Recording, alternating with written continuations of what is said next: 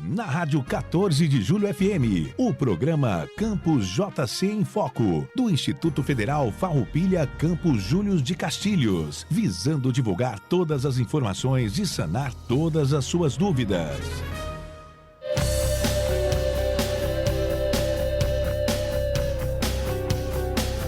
Nove horas 41 minutos, 24 graus em Júlio de Castilhos. Bom dia a você que acompanha a Rádio 14 de Julho FM 107.7. Agora a gente inicia com o Campus JC em Foco. Vamos trazer um pouco mais para a comunidade castilhense sobre essa importante instituição do nosso município, né? O Instituto Federal Farroupilha.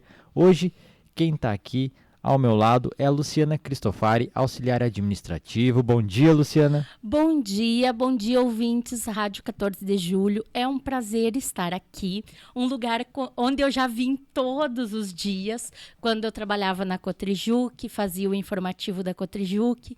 É um prazer estar aqui com vocês. Muito bem, Luciana. Hoje, então, nós vamos falar, sobre o Instituto Federal Farroupilha, você que é responsável pelo processo de compras do IFAR. Como nós conversávamos, como funciona esse processo, quais os seus afazeres, as suas responsabilidades dentro desse... Assim, nós chegamos no IFE e nós olhamos aquela estrutura toda. E ela é linda. O nosso campus, ele é lindo. Mas para que aquelas coisas estivessem lá, alguém trabalhou para isso. E o processo de compra na esfera federal, ele é um pouco complexo. É um pouco diferente de uma empresa qualquer, de uma empresa que tu é dono. Sim. Chega na tua empresa, tu abre o caixa registrador, tira dinheiro e vai lá e compra o que tu quer. Na esfera federal, ela é um pouco diferente. Desde 2019, nós temos o PGC, que é o Planejamento de Compras e Contratações do Governo Federal. Então, tudo que nós vamos comprar em 2022 já está cadastrado nesse sistema do governo. Cada prego, cada parafuso, cada quilo de arroz já está cadastrado. Então, nós temos até março do ano anterior para cadastrar todas as compras, todos os contratos, todas as licitações que nós pretendemos fazer no ano seguinte. Então, é um processo que tem uma certa complexidade. E daí, por exemplo, prego. Nós não colocamos prego, nós colocamos lá nesse sistema do governo que tipo de prego, a quantidade que nós queremos. Especificar todo o modelo, tamanho. Exatamente. Para cada item que você pretende comprar no próximo ano, tem que especificar. Por exemplo, semana passada veio o nosso colega Douglas Pedro aqui, o veterinário. Sim. E eu acompanhei a entrevista dele na rádio. Sim. E ele falou que nós estamos no processo de renovação do plantel. Sim. Daí, por exemplo, coelho. Ele não diz que ele quer comprar um coelho. O coelho que ele vai comprar este ano já foi registrado no ano passado, até março do ano passado. E daí ele colocou lá, que é coelho reprodutor, puro, raça Nova Zelândia, saudável, de pelagem sedosa e brilhante, com olhos hidratados, livre de calos nas patas e deformidades dentares. Então, é tudo especificado. Exatamente. E para a coisa funcionar, na esfera pública, nós precisamos dessa especificação. Porque daí nós podemos cobrar do nosso fornecedor o tipo de produto que nós queremos. A qualidade, com certeza. Exato. Até para evitar que ocorram surpresas. Erros. Surpresas. E daí, eu também, antes de entrar na questão do pregão, eu quero falar um pouquinho sobre a chamada pública. Sim. Chamada pública é um processo de licitação um pouco mais simples. E ele escolhe fornecedores da agricultura familiar. Então, é um dinheiro que vem do recurso da Política Nacional de Assistência Estudantil para o IFE, para ser pago para produtos da agricultura familiar da nossa região. Então, por exemplo, eu trouxe aqui dados. Em 2019, somente neste programa foram gastos R$ 89.800. Em 2020, R$ 79.000. E agora, em 2021, que nós finalizamos a chamada pública semana passada, está programado uma despesa de R$ 105.359. Então, é um dinheiro que fica na região, que fica com o pequeno agricultor. Só que, para participar dessa chamada pública, também tem alguns requisitos. Sim. Por exemplo, primeiro, nós fazemos uma pesquisa com os fornecedores. Então, a nossa nutricionista entra em contato com os agricultores que ela já tem cadastrado, com as cooperativas que ela já tem cadastrado e pergunta: quais destes alimentos você pode nos fornecer? E a qual preço desses? Faz toda uma pesquisa de mercado. Depois é lançado o edital. E daí, estes agricultores tem que organizar a documentação para participar dessa chamada pública. Daí, tem que olhar o edital, né? Se é agricultor individual, organizar o CPF, a DAP, os alvarás sanitários. Tudo em dia. Tudo em dia. A cooperativa, a ata, o estatuto a ata de posse da diretoria, o estatuto social, DAP, alvarás, certidões negativas. Sim. Então, assim, é um dinheiro que fica na região, mas o nosso fornecedor, o agricultor familiar ou a cooperativa, ele tem que estar disposto a organizar esta documentação para participar do processo. Com certeza, até porque é um dinheiro que, como você mencionou, fica na região, fica na nossa comunidade. Então, cabe ao agricultor também, né, se responsabilizar pelo seu empreendimento, né, cuidar bem do seu empreendimento, porque tem essa possibilidade, né? O IFAR também gera esse retorno para o pequeno agricultor também. Exato. E daí, assim, nós temos alguns parceiros, como a Emater, que costuma auxiliar os agricultores na elaboração dos processos de venda, dos projetos de venda, da documentação, porque tem uma certa burocracia que precisa ser cumprida para que esse dinheiro retorne para a cidade. Sim. E daí, depois do processo, são elaborados os contratos, são assinados, são colocados no sistema. Depois é emitido empenho. Por exemplo, o que é empenho? Empenho é quando alguém do IFE vai lá e cadastra no sistema do governo, dizendo que este determinado valor vai ser para pagar este determinado produto deste fornecedor. Então, fica tudo alinhadinho. Sim. Depois do empenho emitido, que nós solicitamos a entrega do produto, e depois do produto entregue que é feito o pagamento. Então, é toda uma cadeia. Sim, que obedece todo um trâmite, requer, né, uma burocracia. E que tem um nível de complexidade. Mas depois que o agricultor ou a cooperativa já está familiarizada com o processo, fica muito mais fácil. Esse ano, agora 2021, nós já realizamos a chamada pública. Então, a princípio, esse ano, não existirão novas chamadas públicas, a não ser que algum outro camp tenha algum item que tenha dado deserto, que poderá ser relançado. Sim. Mas agora, a princípio, só teremos chamada pública em 2022. Tá certo? Mas, se alguém tiver dúvidas, pode entrar em contato conosco, que nós podemos auxiliar nesse trâmite. Eu quero participar das próximas, como é que eu faço? Exatamente, para organizar os documentos, para verificar a produção, que tipo de produção tu tem para oferecer, qual a quantidade, qual a sazonalidade. Por exemplo, rúcula. Pode entregar rúcula o ano inteiro? Ou só em determinados meses? Quais meses? A qual preço? Claro. Tá certo? É bem interessante. Fica o alerta também, né?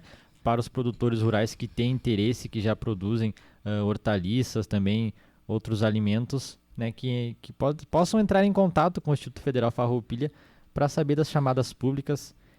Detalhe, tem que ser da Piano.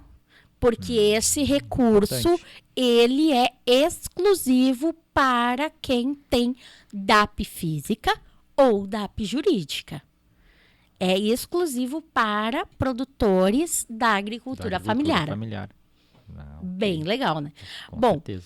e daí a outra modalidade de compra que nós temos, hoje eu vou falar só dessas duas, porque é muita coisa. Imagino. Nós temos o pregão. Sim, Então, o pregão, ele é totalmente eletrônico e para o comerciante participar desse pregão, ele tem que fazer o certificado digital.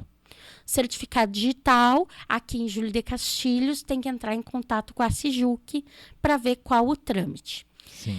Mas, daí, o comerciante local que quiser entrar nas modalidades de pregões, é um leque que se abre. Com Porque certeza. tu não vai participar só dos pregões do Instituto Federal Farroupilha Campus Júlio de Castilhos.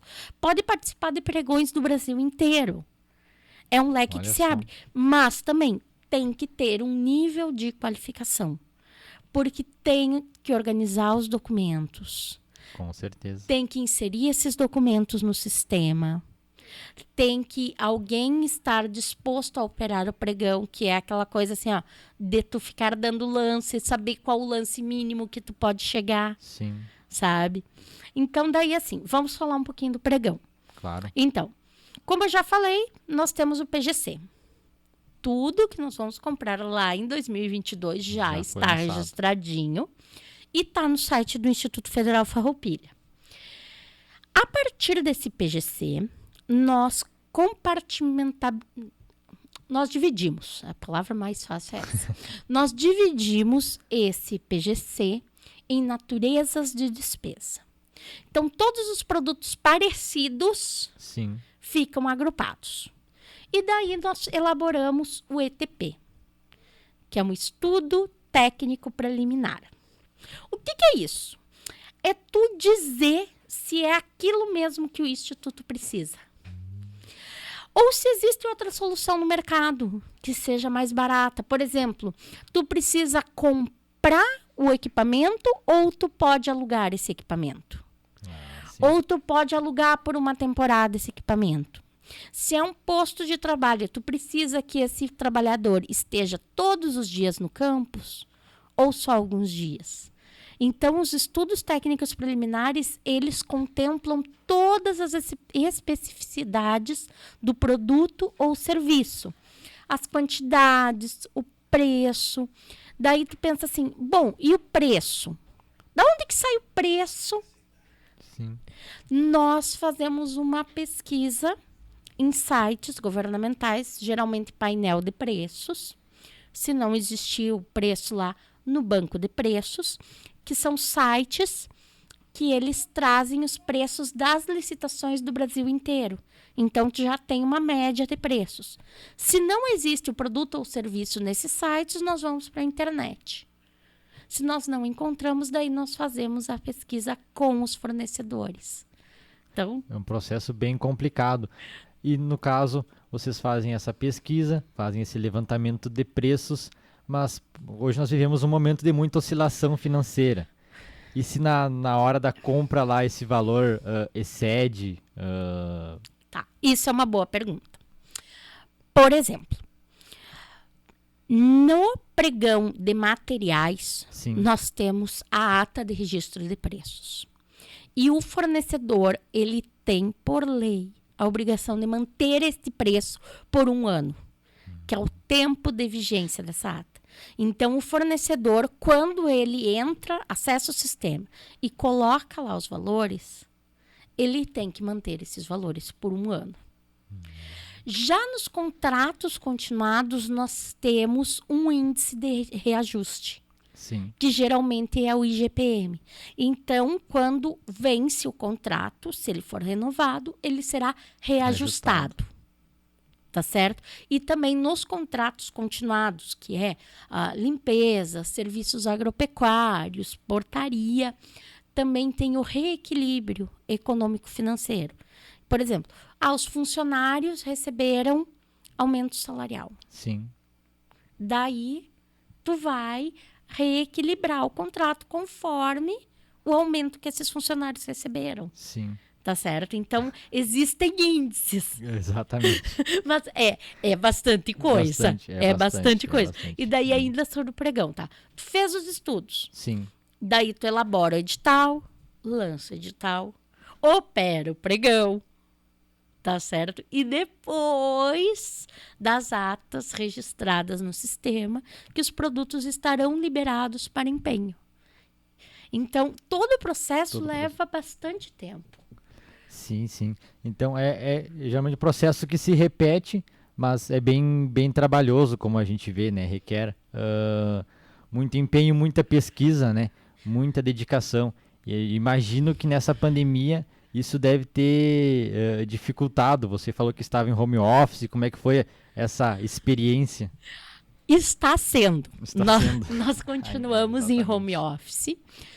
Eu estou em casa com uma criança de 4 anos que está aqui me assistindo bem quietinha, bem comportada. E é um desafio para todas as pessoas que, de repente, saíram do seu ambiente de trabalho e foram para casa. Porque em casa é o IFE e a casa e as crianças. Sim. Existem homens que também estão na mesma situação que eu, porque as esposas seguiram em trabalho presencial e eles ficaram em casa com os filhos. Porque as crianças agora que estão retomando a escola. Então, assim, é um processo lento. Foi um processo de adaptação, principalmente porque tu estando no IFE é só o IFE. Claro. Tu estando em casa o IFE e a casa. O trabalho, ele invadiu a tua casa. E daí nós precisamos nos adaptar, né? Melhorar a internet, comprar cadeira, comprar mesa. Exatamente. Sabe? E são coisas que o governo, ele não nos vai ressarcir por isso. Então, nós estamos em casa, mas nós estamos trabalhando. De vez em quando, claro que eu tenho que parar uns minutinhos no meu trabalho para brincar um pouquinho de esconde-esconde. Sim. E depois eu volto, porque somos nós duas em casa. Claro. E daí na vizinhança não tem crianças também. Sim, é um desafio. Porque nessa pandemia também, em algumas creches, né, enviaram atividades para as crianças trabalhar também. Então, e eles são bem ansiosos, eles querem fazer as atividades, eles querem brincar. Então, a gente dividir o trabalho com eles é bem complicado. Agora nós já conseguimos negociar. Sim.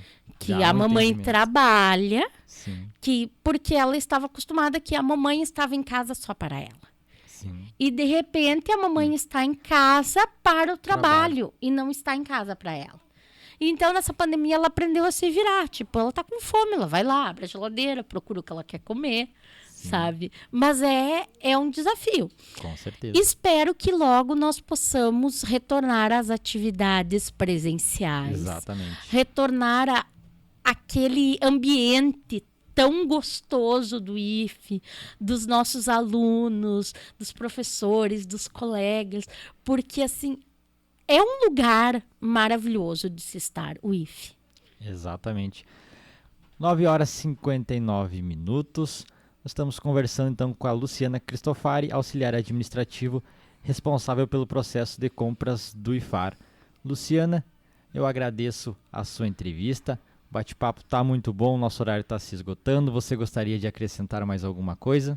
Só gostaria de agradecer a oportunidade, agradecer a tua cordialidade.